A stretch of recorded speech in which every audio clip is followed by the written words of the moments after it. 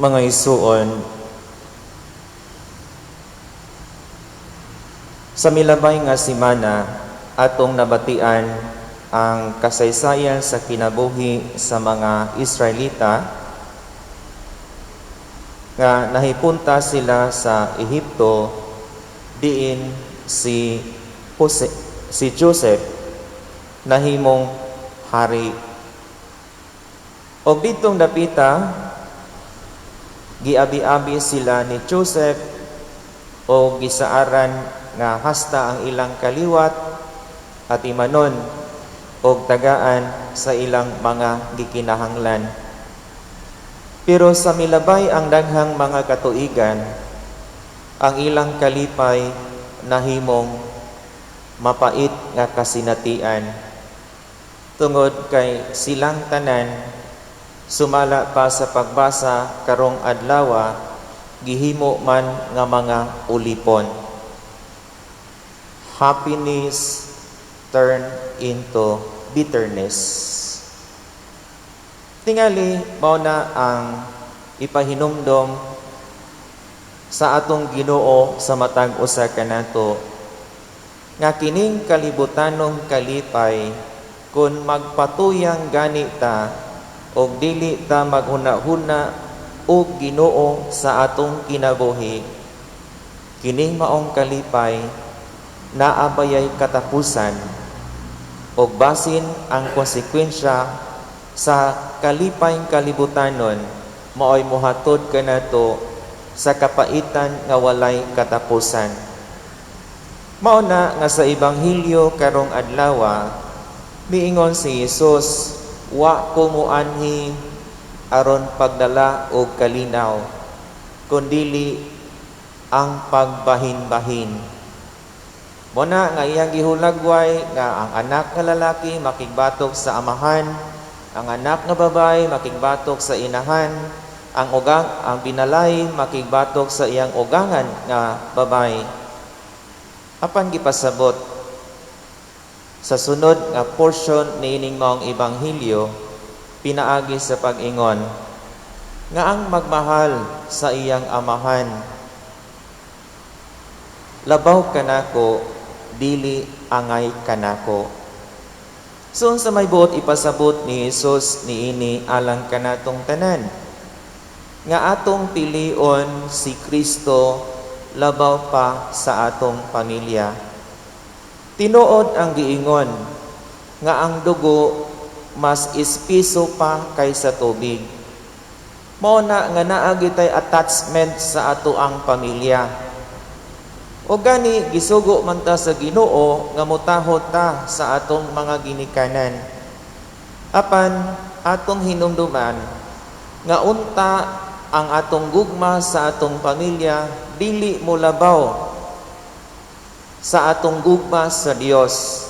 Hinunua ang atong gugma sa Dios mo labaw pagyud sa atong gugma sa atong pamilya aron mamahimo kita nga angayan kaniya. We must prefer Christ before our family. We must love God above our family. That is the point. Ikaduha, niingon siya, ang dili mopas-an sa iyang cross, dili angay kanako. Ang iyang ipasabot, we must prefer Christ before our comfort. Ug atong hinumduman nga si Kristo anak sa Dios. Bisan siya anak sa Dios, gihubo niya ang iyang pagka-Dios, gipili niya nga sama nato, apan dinhi sa kalibutan, wala siya makasinati og comfort sa iyang kinabuhi. Hinunua ang iyang nasinati cross ug ang iyang kaugalingong paglansang sa cross aron kita maluwas gikan sa atong kasalanan. And that is also the pattern of life that we must follow.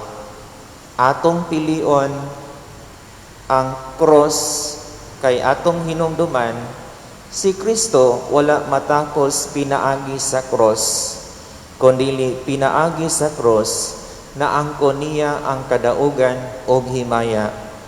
Og pinaagi pod ini gipahinumduman kita, if we prefer Christ before our comfort and share in His suffering, we can also share in His victory and glorious resurrection.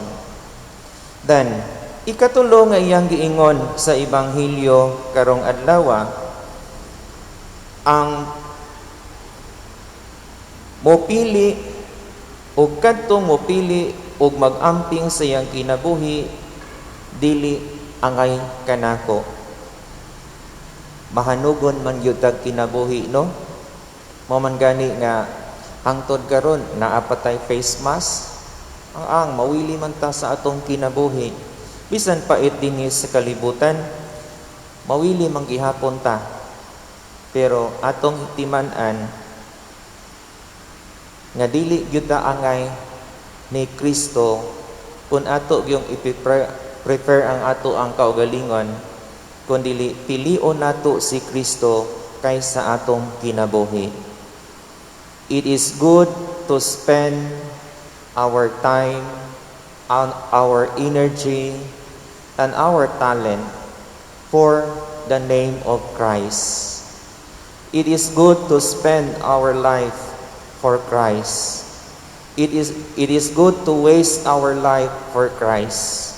Kay human nato magasto ang atong kinabuhi tungod kang Kristo, makaplagan nato og balik og kinabuhi paganing dayon dito sa langit uban sa mga santos. Mao na ang mga santos ug ang mga martir. Ilang gitahan ang ilang kinabuhi tungod og alang ni Kristo, ug apan human ining kinabuhia, ilang naangkon og balik kinabuhi pangdayon uban sa kalipay nga walay katapusan. Manindog palihog.